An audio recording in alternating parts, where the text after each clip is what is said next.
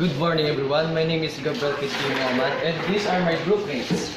Today in this video, we will show you the basic configuration of switch and a router as well as the communication of the PCs. So the materials that are needed are a cable which has two types, which is the straight through and a crossover cable, a PC, and a switch and a router which has the versions of 2600 and 2900. So Vince in the other hand will explain this configuration. Guys, my name is Mulato, and in basic configuration of switch and router, we need console. It can be the admin of the network. Then we need switch and the router so they can communicate. Then we need 2 or more PCs so we can check that the network is working. Then in the cables, we will need some straight through cable, then console cable. So the console PC can connect to the router so that the console PC can configure the router. Good morning everyone, my name is Mairene Santiago and I will show you how to connect a physical configuration. First things first, you need to connect the console cable to its router and the console PC.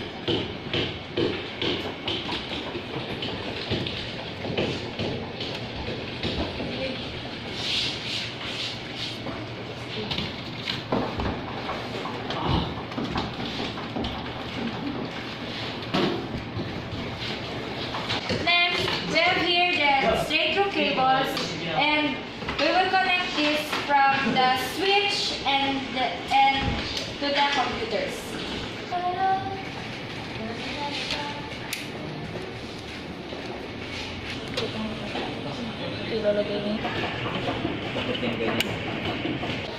And making sure that the light of the switch connector will turn into green. Next straight through cable will connect to the second computer.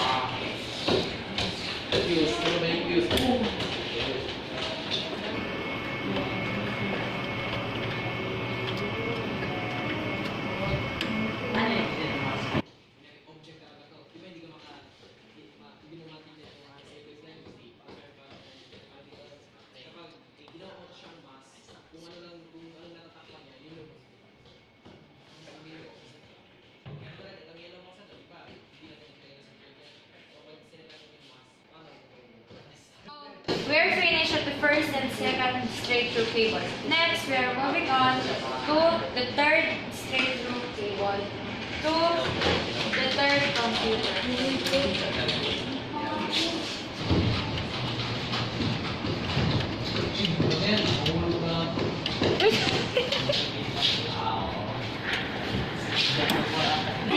You need to connect a straight through cable through switch and router. Making sure that your cable are properly connected.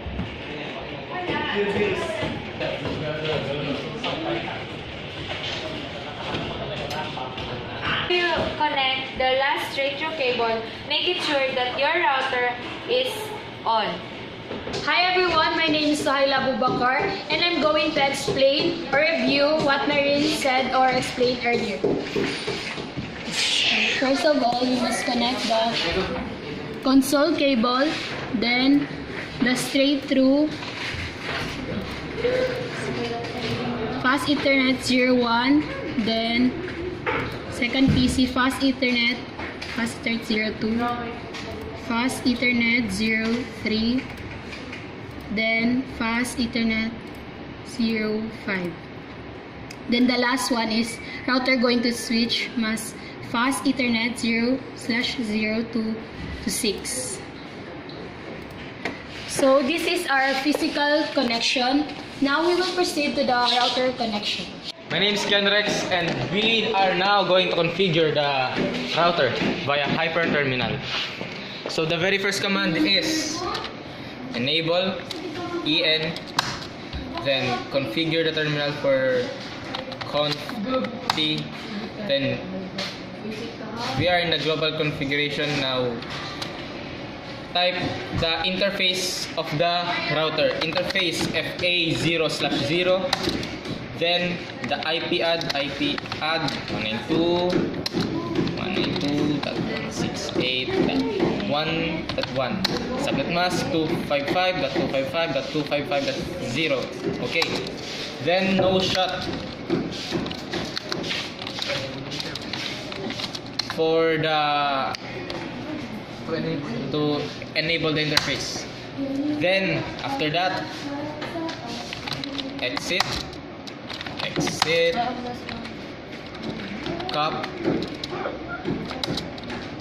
copy, run, start. Yes, building configuration. Voila! We now configure the router. That's it. Guys, now the router is already configured. Next, we will put IP address in each PC that is connected to the switch. Go to the network and sharing center. Click the local area connection 2. Properties, Ethernet protocol version 4. IP address 192.168.1.2. Default gateway 192.168.1.1. Validate. Okay.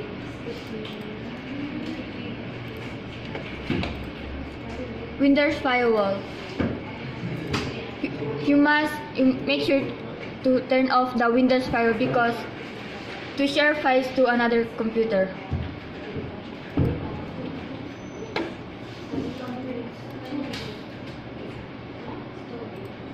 Create a folder. Sharing.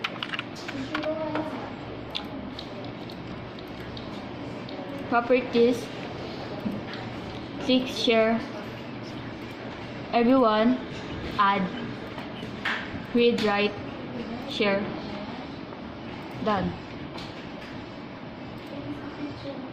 So as you can see, all of the PCs are now configured and has the IP address and the sub gateway and all other things to do. Next, let's test if the PC or all other PCs are ready for sharing. So let's test if the other PCs are responding by pinging it. So let's ping the PC 2. Ping. Type ping, then the IP address, which is 192.168.1.2. So as you can see, it is responding. So it is now ready for sharing. So to enable or to view the other folder of the PC, go to the start button, then type \, which is the 2 \, then the IP address, which is 192.168.1.2. So as you can see, the sharing folder is now available and you can able to open it. So that's it. So let's try to view all of the files of the PC. So what I've said earlier, just type the IP address of each PCs, which is 192.168.1.3 for the PC2. Then as you can see, the folder is now shared and available to view. So that's it, guys. Now the PCs are enabled to communicate and enabled to share their folders. So